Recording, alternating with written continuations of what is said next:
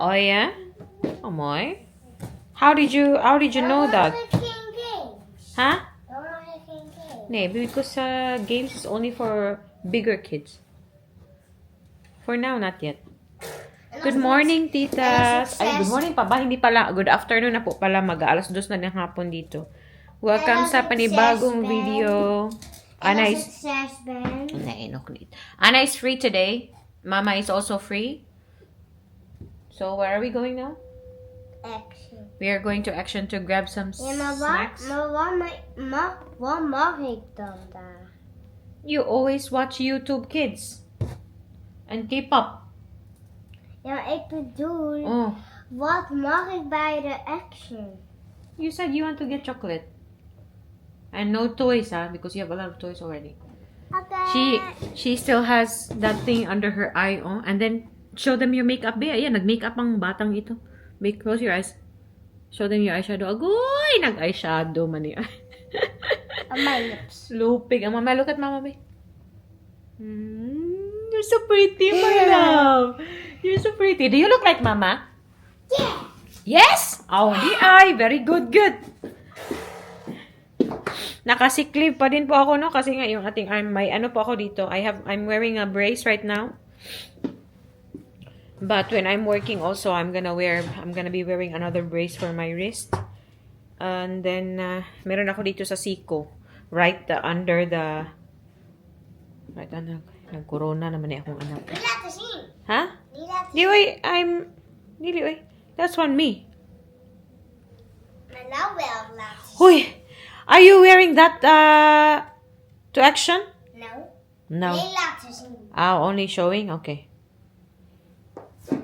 So, kami po ay aalis muna, no? Ik wil laten zien. Okay. Bibili ako ng, para paper organizer ni Ana and ko din. Kasi, makalat dito sa table. O, tingnan nyo. Maraming mga libro dyan. Mama, Ang papel. So, kailangan siya i-organize. Oh, saan naman? kan jij een ster maken? Huh? Kan jij ster maken? Don't do that, my love, please. Maar kan Huh? jij ster maken? Ster? Why? Watch Maar ik out, wil ah. alleen zeggen. Okay.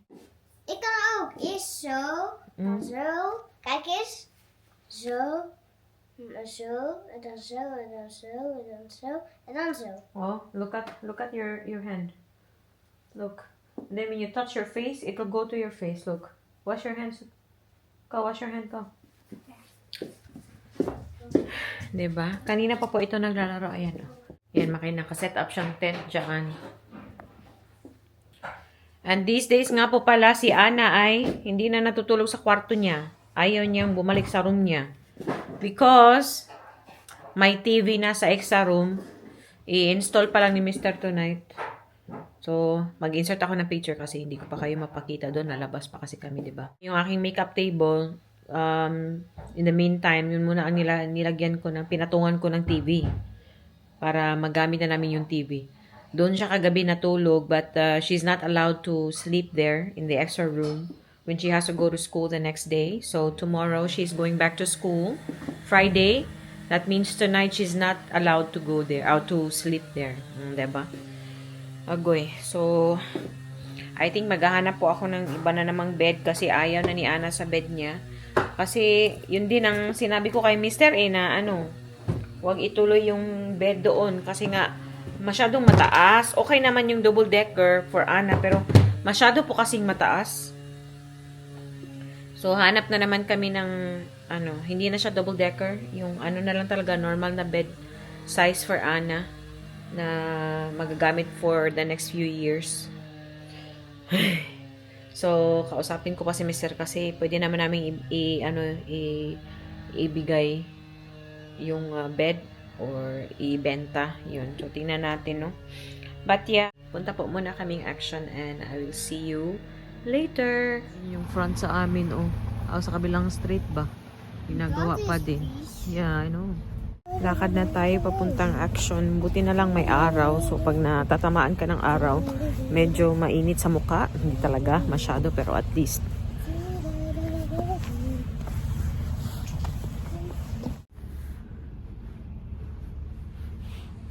Kikaboo. Do you know what kikabo is in English?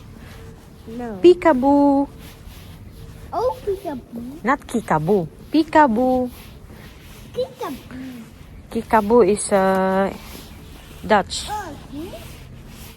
Kasi bitaw, dumi dito. Nagsushortcut po kami ngayon. Kasi nga ginagawa yung kabila, hindi kami makadaan doon. Kailangan ko na po magpaputo ng buhok. Ay, sobrang haba na ng buhok ko.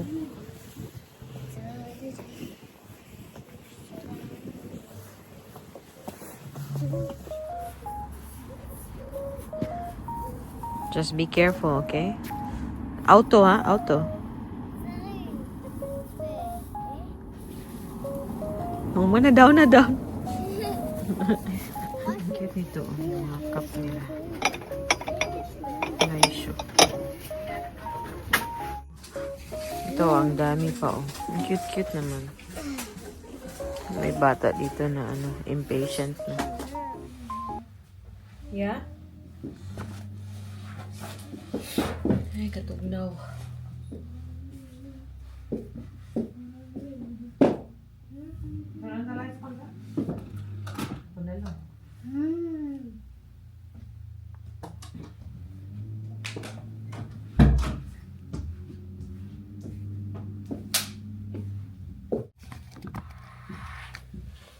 Hello, pitas ang lamig. Uy.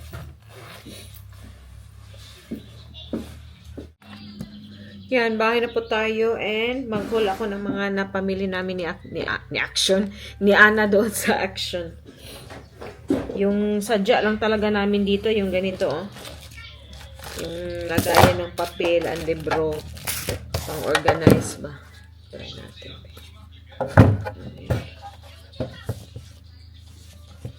Kasi masyadong maraming nangyayari dito. Ay, okay. Pwede din. Meron na talaga siya. Ganyan. Yung mga notebook ko. Dalawa po yung kinuha ko. Transparent and ano siya? Black. So, gamitin natin kaagad.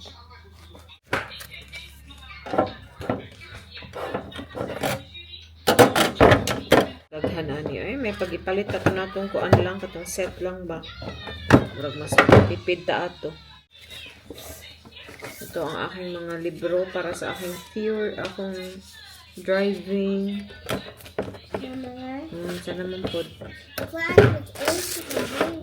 Sige, aim lang ha.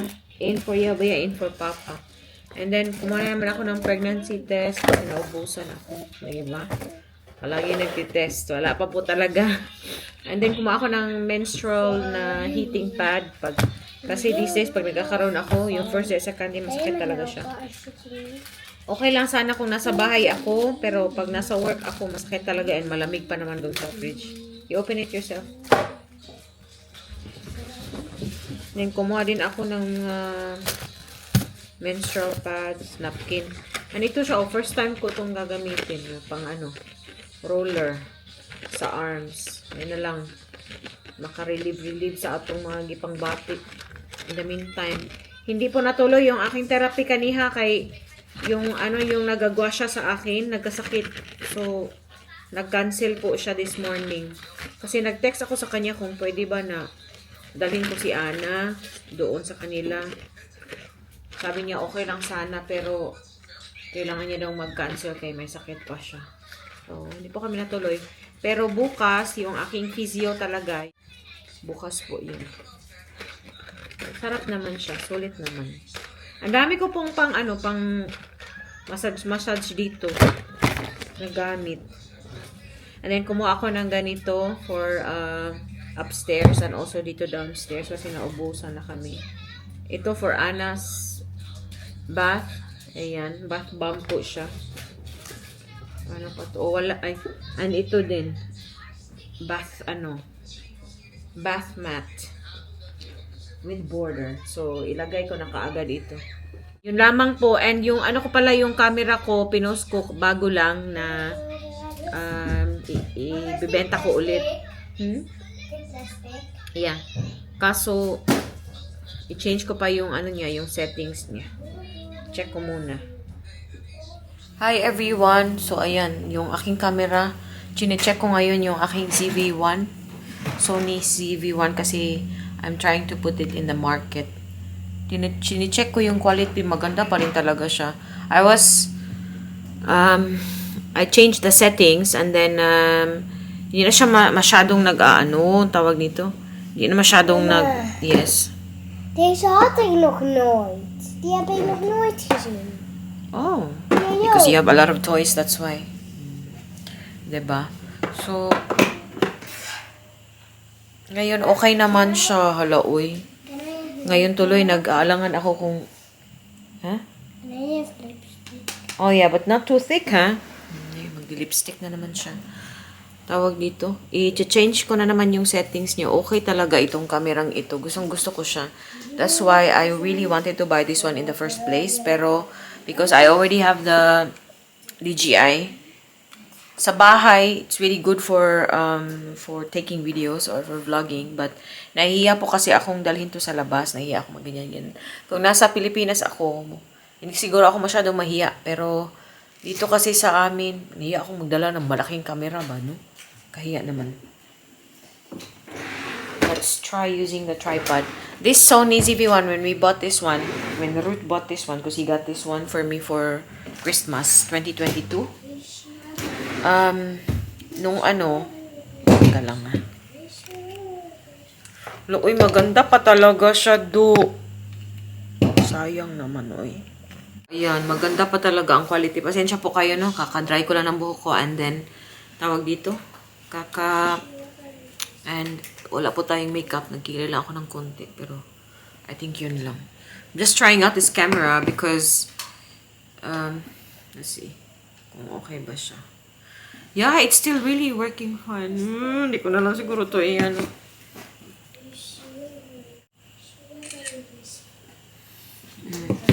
No, uy, hindi ko na lang to uy. Ayoko na lang tong hayangan ako dito kasi maganda pa po talaga itong kamerang to. Ayan. Huwag na lang, uy, hindi ko na lang siguro to ipagbili.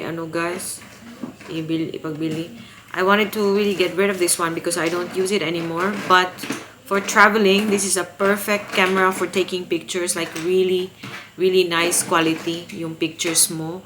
Even if you post it on Facebook and if i-zoom mo, okay pa rin yung quality niya. Now, I'm really having second thoughts whether I should sell this one. Kasi may mga nag-message na po sa akin. Agoy. Pag-isipan ko muna kasi okay na naman yung aking camera. Change ko lang, ni-reset ko lang siya and it's really, really good now. Agoy. Uy, maganda pa po talaga yung camera ko. Ayoko na lang siya ipabili. Look, Mama's camera is no good, eh. This is no good. Ay, hindi ko na lang to siya ipagbili, uy. Kasi maganda pa po talaga tong kamerang to. Wag na lang. A few moments later. Ayan, titas. Magpa 5 o'clock na po. And si Ana, iniwan ko muna sa baba. Natutulog po siya sa baba. And kailangan kong may katawag sa phone ba. Kausap ko po yung aking agency. Dito lang ako sa kwarto. And ipakita ko sa inyo yung TV dito na sinasabi ko kanina. Ayan, nanonood po ako kay Melgene Solon. If you know her, she's a Cebuana vlogger. Ay, nako. Nasishare ko sa vlog, no, na syempre may ako sa, may ako sa arm. May issue ako sa arm and nakasick leave po ako ngayon. And kausap ko po sila kasi kailangan kong mag-update. Pag nakasick leave po kayo dito, kailangan nyo mag-update sa company. And yung sa amin kasi sa agency ko, kailangan ko mag-update every day. And of course, kausap ko po sila every day. And nakausap ko din yung planner namin kahapon. And we're making arrangement paano yung work bukas. Yung work ko gagawin kasi tawag dito kasi mabigat kasi ang work ba. Natural kasi nga logistics siya. Nasa logistics po ako.